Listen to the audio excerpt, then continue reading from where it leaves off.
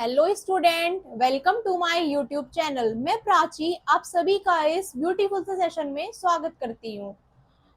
मैं यहाँ तुम्हें क्लास 10th मैथ की एनसीईआरटी कवर कराऊंगी। तो विदाउट वेस्टिंग टाइम स्टार्ट करते हैं अपना फर्स्ट चैप्टर। फर्स्ट चैप्टर है रियल नंबर।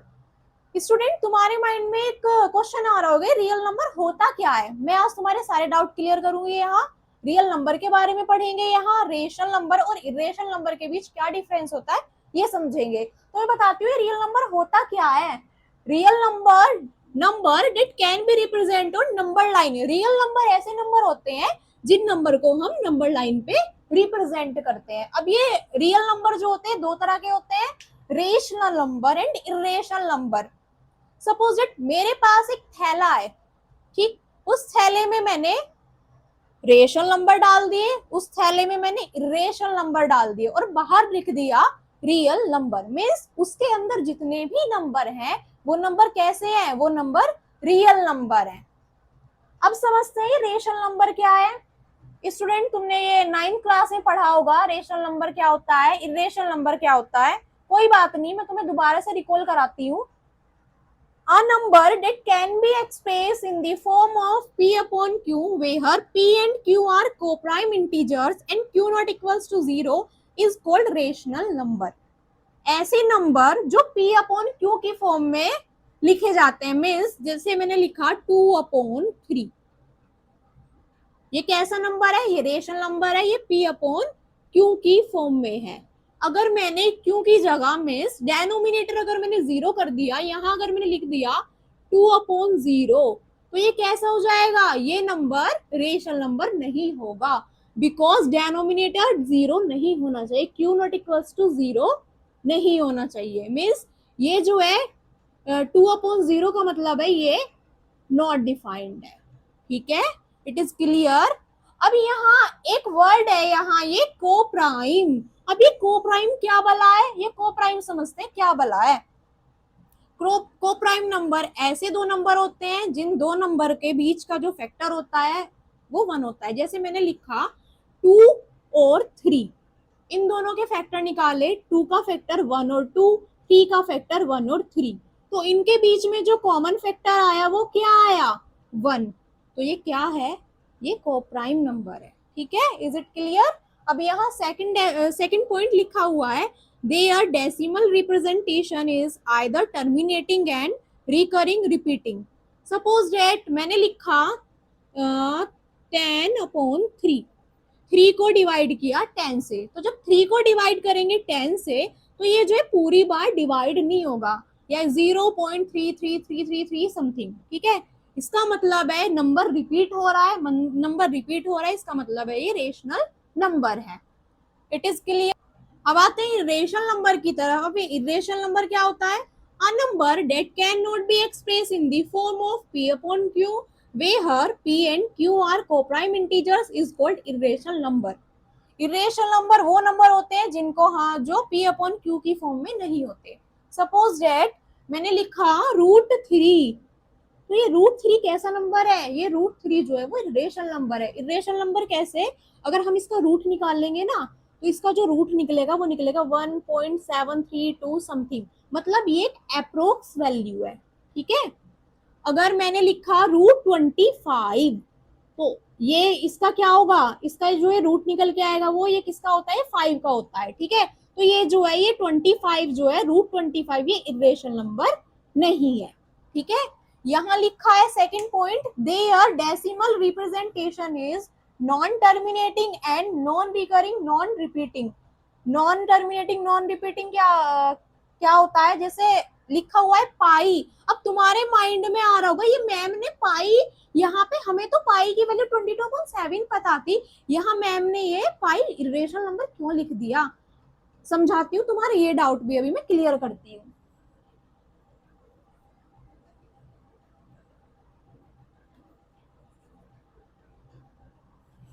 देखो बच्चों, ये लिखा हुआ है पाई, पाई की वैल्यू हम पढ़ते आए हैं, पाई की वैल्यू होती है 22/7।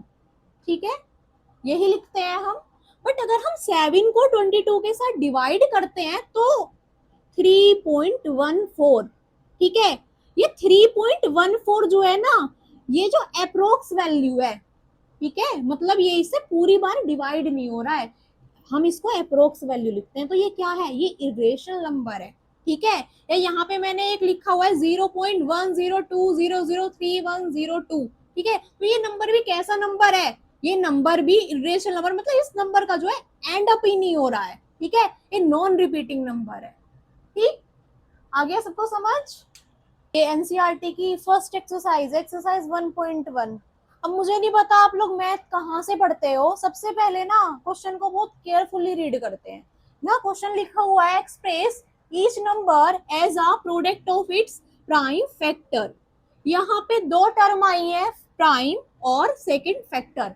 फैक्टर क्या होता है, फैक्टर जैसे यहाँ लिखा हुआ है 140, मतलब ऐसा नंबर जो इस नंबर को डिवाइड कर दें, ऐसे नंबर जो इस नंबर को डिवाइड कर दें वो इस नंबर के क्या होंगे, फैक्टर होंगे। जैसे 1 के टेबल में 140 आएगा तो 1 जो है 140 का फैक्टर होगा।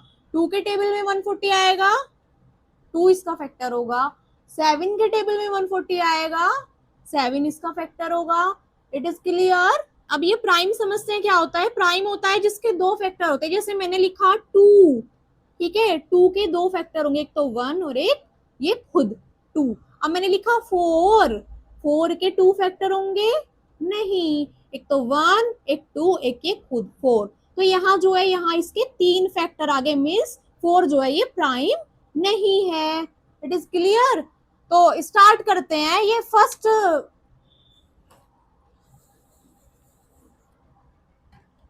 चलो करते हैं इसको सॉल्व। यहाँ लिखा मैंने 140, ठीक है, इसको सबसे पहले करते हैं 2 से डिवाइड।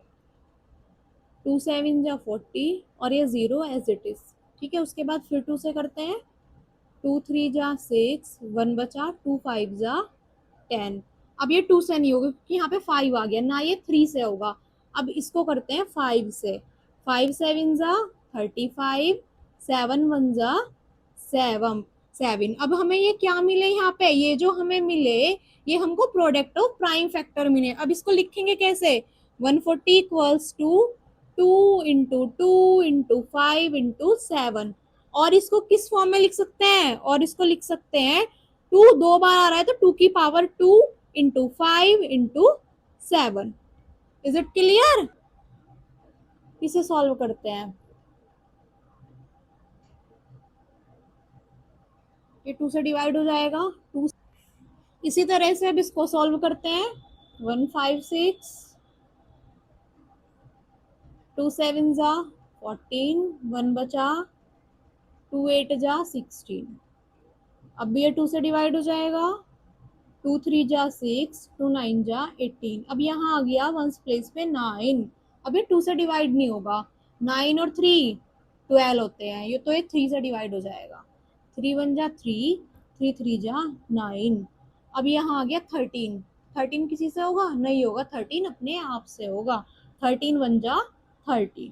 अब यहाँ लिखेंगे 1 5 6 equals to 2 into 2 into 3 into 13। और इसको किस फॉर्म में लिख सकते हैं, 2 की power 2 into 3 into 13। I hope तुम्हें समझ में आ गए होंगे। अभी मैंने यहाँ पे 3rd 4th 5th पार्ट लिखे हुए हैं इस क्वेश्चन के, अब ये तुम्हें खुद से ट्राई करने हैं, ठीक है, इसी तरह से होंगे ये। यहाँ लिखा है मैंने question number, find LCM and HCF of the following pairs of integers and verify that LCM into HCF with product of two numbers। LCM HCF, हाँ ये जो हमने छोटी क्लासेस में पढ़ा है। अब यहाँ एक फॉर्मूला लिखा हुआ है, ये भी हमने छोटी क्लासेस में पढ़ा है। HCF into LCM equal product of two number. पहले ये जो दो नंबर लिखे हुए इनका HCF निकालेंगे, LCM निकालेंगे, देन उसके बाद इसको वेरीफाई करेंगे। चलिए इसे सॉल्व करते हैं। यहाँ लिखा 26 को 2 से करते हैं, 2 1 जा 2, 2 3 जा 6। अब किससे होगा ये 13 से, क्योंकि 13 एक ऑड नंबर है। 13 1 जा 13 के किसी के टेबल में नहीं आएगा। अब यहाँ 91 लिखा हुआ है, 91 2 से हो जाएगा,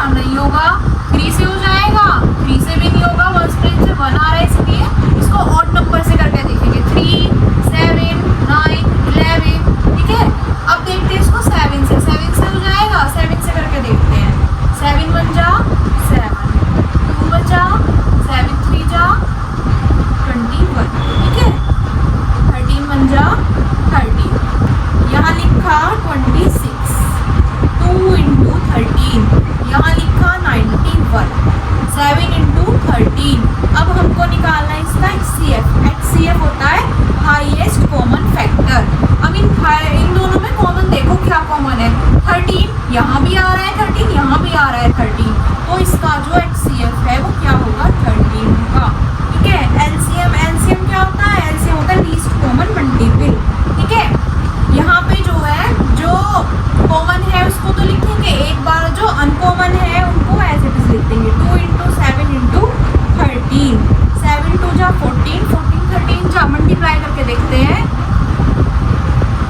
4 3 जा 12 कैरी 1, 3 1 जा 3 और 1 4, 4 1 जा 4 1 2, 4 और 4 8 1 8, तो इसका एलसीएम आ गया 182। अब हमें क्या करना है, इसको वेरीफाई करना है।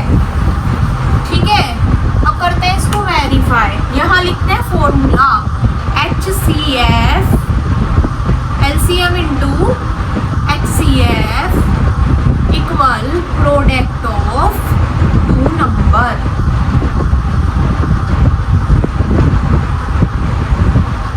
एलसीएम क्या आया 182, HCF क्या आया 13, प्रोडक्ट ऑफ टू नंबर, दो नंबर क्या है, ये जो गिविंग नंबर है 26 इंटू 91, इसकी मल्टीप्लाई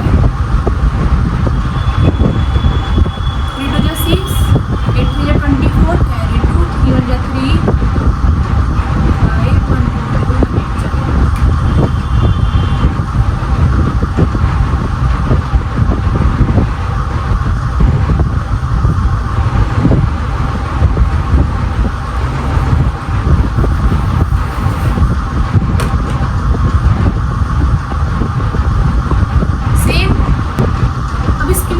चेक करके देखते हैं, आना तो सेम चाहिए।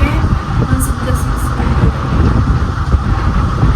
95 980 3,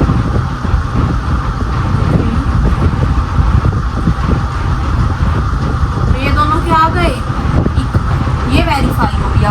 ठीक है, मैंने यहाँ सेकंड और थर्ड पार्ट लिखे हुए, जैसे मैंने तुम्हें फर्स्ट वाला एक्सप्लेन किया है सेम वैसे ही करने, पहले HCF निकालना है, एलसीएम निकालना है, देन उसके बाद वेरीफाई करना है। ये दोनों पार्ट तुम्हें खुद से सोल्व करने हैं, अगर नहीं होता तो मुझे कमेंट में बता देना, मैं इसकी वीडियो प्रोवाइड करा दूँगी। और जो सॉल्व करते हैं अपना थर्ड क्वेश्चन पढ़ते हैं, find the LCM HCF of the following integer by applying prime factorization method. Same वही इसमें भी HCF और एलसीएम निकालना है, चलिए निकालते हैं। यहाँ 3 नंबर दिए हुए हैं, तो इसे सॉल्व करते हैं। 2 6 जा 12, 2 से 2 3 जा 6 3 15, 2 से नहीं होगा, 3 से करते हैं, 3 5 जा 15, 5 जा 5 21, ये 2 से नहीं होगा, 3 से करके देखते हैं, 3 7 जा 21, 7 1 जा 7, 12 equals to 2 into 2 into 3, 15 equals to 3 into 5, 21 equals to 3 into 7। अब हमें निकालना है इनका HCF। ठीक है, यहाँ देखते हैं कॉमन क्या है, कॉमन है 3, HCF हो गया 3, एलसीएम क्या होगा 2 इंटू 2 इंटू 3 इंटू 5 इंटू 7, इन सब की करा दो मल्टीप्लाई, देन 2 2 जा 4 4 3 जा 12 12 5 जा 16 67 जा 420। ठीक है, अब मैंने यहाँ सेकंड और थर्ड पार्ट लिखे हुए, ये इसी तरह से तुम्हें सॉल्व करना है। स्टार्ट करते हैं अपना fourth question. Given that HCF दिया हुआ है 2 नंबर का, एलसीएम निकालना है। मैंने एक फॉर्मूला बताया था तुम्हें, HCF into LCM product of 2 number. यहाँ पे फर्स्ट नंबर दिया हुआ है 306, सेकंड नंबर दिया हुआ है 657, एलसीएम दिया हुआ है, एलसीएम निकालना है, HCF दिया हुआ है इन दोनों नंबर का 9, एलसीएम फाइंड करना है। फर्स्ट ऑफ ऑल यहाँ लिखेंगे फॉर्मूला, फॉर्मूला होता है HCF into LCM equal first number into second number. यहाँ HCF दिया हुआ है 9, यहाँ लिखेंगे 9, एलसीएम हमें फाइंड करना है, यहाँ लिखेंगे एलसीएम। फर्स्ट नंबर क्या है हमारा 306, सेकंड नंबर क्या है हमारा 657। ठीक है, एलसीएम निकालना है तो एलसीएम रहेगा ये यहाँ पे एज इट इज 306 इंटू 657। ये 9 जो है ये मल्टीप्लाई में, ये इधर जाने पे डिवाइड हो जाएगा। अब इसको इससे डिवाइड करेंगे तो ये जाएगा 34 टाइम्स। अब इन दोनों की करा देंगे multiply.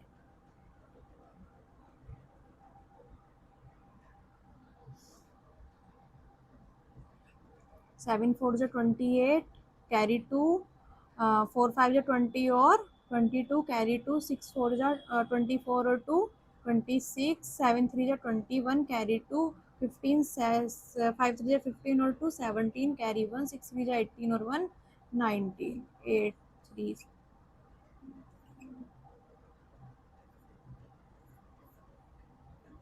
2 2 3 3 8 answer. Question number 5. Check whether 6 की power n can end with the digit 0 for any natural number n. यहाँ एक नंबर दिया हुआ है 6 की पावर n और n क्या है? n है एक नेचुरल नंबर। मतलब यहाँ जो ये n है वो ऐसा नंबर है कि इसका जो एंड अप होगा वो किसी जीरो डिजिट पे होगा कि यहाँ पे लिखा हुआ है 6 की पावर n। इसके अगर हम फैक्टर देखें तो यहाँ पे जो फैक्टर होंगे इसके प्राइम फैक्टर होंगे 2 into 3। ठीक है, तो यहाँ पे इसका एंड जो है 0 से नहीं होगा। यहाँ पे मैं तुम्हें एक एग्जांपल लेके समझाती हूँ। अगर यहाँ पे होता 10, ठीक है, तो 10 के अगर हम प्राइम फैक्टर निकालते तो 2 5 जा 10, 5 1 जा 5। ठीक है, तो इसका जो है यहाँ पे कंडीशन ये है कि जो अगर यहाँ पे हमें 0 चाहिए इसका एंड करने के लिए तो हमें यहाँ पे प्राइम फैक्टर जो होने चाहिए वो 2 और 5 की फॉर्म में होने चाहिए। ठीक है, यहाँ पे फैक्टर आ रहे हैं 2 की और 3 की फॉर्म में। तो ये जो है ये इसका जो सॉल्यूशन है वो 6 and can end with 0 if 2 and 5 both are its prime factor. इसका एंड 0 पे तब होता अगर यहाँ पे जो है ये 6 के जो फैक्टर होते वो 2 और 5 की फॉर्म में होते। यहाँ पे इसके फैक्टर जो है वो 2 और 3 की फॉर्म में है, तो इसलिए इसका एंड 0 से नहीं होगा। आई होप ये क्वेश्चन समझ में आ गया होगा। Number 6, explain why 7 into 11 into 13 plus 13 and 7 into 6 into 5 into 4 into 3 into 2 into 1 plus 5 are composite number। हमें इसे एक्सप्लेन करना है कि कंपोजिट नंबर क्यों है। ठीक है, कंपोजिट नंबर क्या होता है? कंपोजिट नंबर वो नंबर होते हैं जिनके मोर देन 2 फैक्टर होते हैं। ठीक है, लेट यहाँ पे ये जो नंबर दिए हुए हैं इनको लेट कर लेंगे। फर्स्ट को x मान लेंगे, सेकंड को y कंसीडर कर लेंगे। यहाँ पे हमने सेकंड नंबर को y कंसीडर कर लिया। 7 into 6 into 5 into 4 into 3 into 2 into 1 plus 5। ठीक है, अब यहाँ देखो यहाँ कॉमन क्या है? यहाँ कॉमन है 13। ठीक है, 13 यहाँ कॉमन ले लेंगे। 7 इंटू 11 इंटू 1 प्लस 1। सेम यहाँ पे भी, यहाँ क्या है? यहाँ 5 5 रिपीट हो रहा है, यहाँ 5 जो है वो कॉमन ले लेंगे। 7 into 6 into 1 into 4 into 3 into 2 plus 1 plus 1। ठीक है, अब इन सबको कर लेंगे इंटू 1, यहाँ इन सबको कर लेंगे सोल्व। 13 77 178, यहाँ ये हो गया 78। सेम इधर 5, ये हो गया 1009। ठीक है, यहाँ देखो अगर हम 78 के फैक्टर निकाल लें 2 से, 2 3 जा 6, 2 9 जा 18। अब ये होगा 3 से, 3 1 जा 3, 3 3 जा 9। अब ये होगा 13 से, 13 इंटू 2 इंटू 3 इंटू 13। तो यहाँ पे जो है जो फैक्टर आ रहे हैं निकल के इसके, ये कितने आ रहे हैं? More than 2 factor. इसको ना सबसे पहले सीक्वेंस में लगा लेते हैं। सीक्वेंस में कैसे? सबसे पहले 2 लिखेंगे, देन उसके बाद 3, देन उसके बाद 13, देन उसके बाद 13। ठीक है, यहाँ पे ये जो है ये कंपोजिट नंबर है और यहाँ पे ये भी जो है अगर हम इसके फैक्टर निकालेंगे तो ये भी क्या होगा? कंपोजिट नंबर है। तो यहाँ पे लिख देंगे these numbers x and y are composite number because it has more than 2 factors।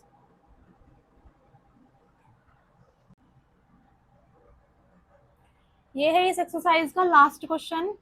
There is a circular path around a sport field. एक सर्कुलर पाथ है एक फील्ड के around. Sonia take 18 minute to drive 1 round of the field. Sonia जो है उस field का एक चक्कर लगा रही है, व्हाइल रवि कितनी मिनट में, 18 मिनट में, जबकि Ravi takes 12 minute for the same.